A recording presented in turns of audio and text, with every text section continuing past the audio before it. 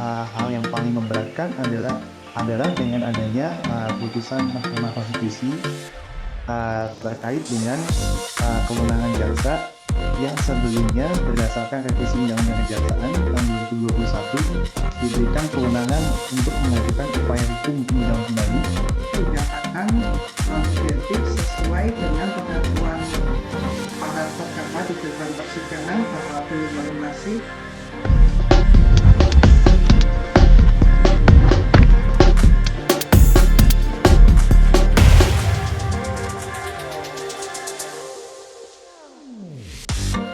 Halo Sobat Kerja, selamat datang di podcast Kerja KRI TV. Ruang bincang yang setia menyerahkan aspirasi masyarakat dan mengawal akuntabilitas kejaksaan. Hari ini saya bersama Sultan, rekan saya. Halo semuanya. Hari ini kita akan membahas satu kisah nyata dari keluarga Terkait hal apa itu Bang yang mau kita bahas hari ini? terkait berjuang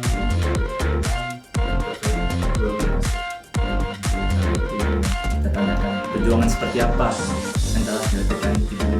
Ya. untuk pengalaman kita nanti langsung saja narasumbernya.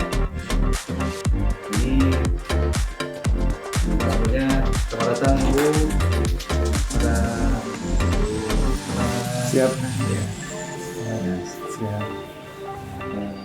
Boleh perkenalkan terlebih dahulu untuk Ibu dan Ya, perkenalkan Ibu bernama Hartati dan saya bernama Richard.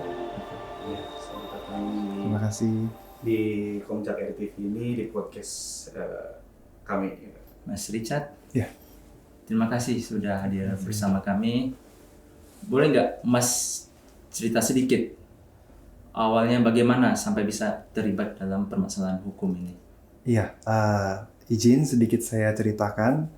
Pada intinya kasus ini adalah berkaitan dengan ibu menjual aset properti berupa villa di Ubud, Bali senilai 38 miliar. Namun dari pihak pembeli baru hanya membayar down payment sebesar 1 miliar dan belum ada terjadi pelunasan, namun sudah terjadi jual beli balik nama ke pembeli tersebut secara tidak prosedural hukum. Berarti sebanyak 38 miliar itu baru hanya 1 miliar yang dibayarkan. Betul. Betul. Apa maksud dan tujuan Ibu dan Masnya untuk datang di Komisi Kejaksaan ini? Lanjut. Saya aja. Maksud dan tujuan saya datang ke Komisi Kejaksaan karena saya sudah tidak tahu harus mencari kemana lagi keadilan. Saya sangat berterima kasih kepada Pak Normat yang sangat baik, bijaksana, yang mau menerima pengaduan kami dengan respon yang cepat. Maksud kedatangan saya dari surat yang Asra meminta sertifikat, saya memohon untuk ditangguhkan eksekusi 8 sertifikat karena Asra memang tidak berhak, dan saya memohon untuk Komisi 3 DPR agar kembali merumuskan pemberian kewenangan kepada Kejaksaan Republik Indonesia untuk dapat mengajukan peninjauan kembali, di mana perjuangan saya terhenti karena Pak Jaksa tidak bisa melakukan peninjauan kembali. Saya izin menambahkan bahwa tujuan kami datang ke Komisi Kejaksaan adalah untuk memenuhi audiensi terkait dengan eksekusi putusan peninjauan kembali.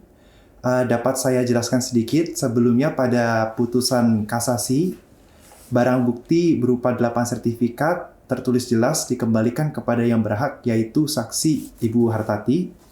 Namun pada putusan peninjauan kembali, barang bukti berupa 8 sertifikat tersebut tertulis dikembalikan kepada jaksa untuk diserahkan kepada yang paling berhak dengan tidak menyebut nama Asral.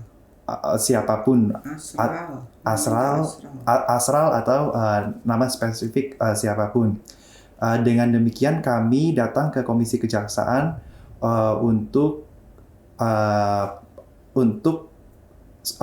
supaya biar proses eksekusi putusan peninjauan kembali tersebut berkaitan dengan Kejaksaan Negeri Gianyar dapat dilakukan secara objektif dan profesional.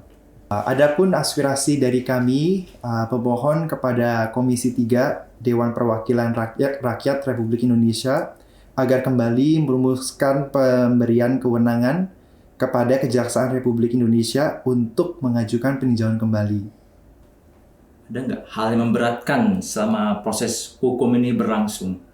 Iya, untuk kasus ini hal yang paling memberatkan adalah dengan adanya putusan Mahkamah Konstitusi terkait dengan kewenangan jaksa yang sebelumnya berdasarkan revisi Undang-Undang Kejaksaan tahun 2021 diberikan kewenangan untuk mengajukan upaya hukum peninjauan kembali.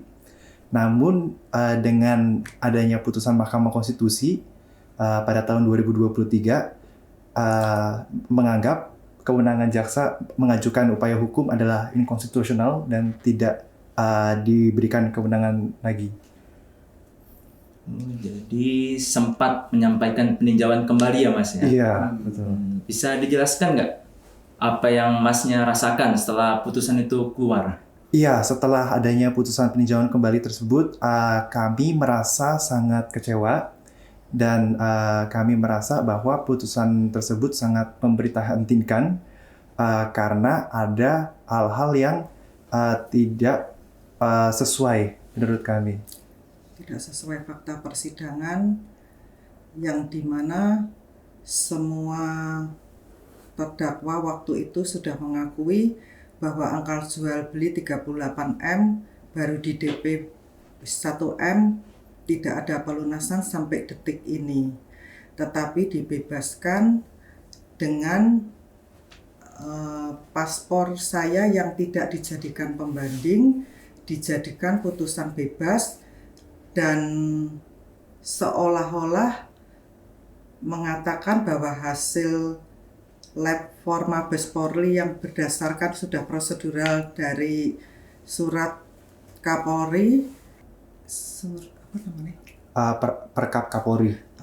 Perkap Kapolri diambil separuh itu apa? Sepenggal. Diambil sepenggal untuk pembenaran. Sedangkan saya sudah melakukan berdasarkan prosedural dan sesuai dengan surat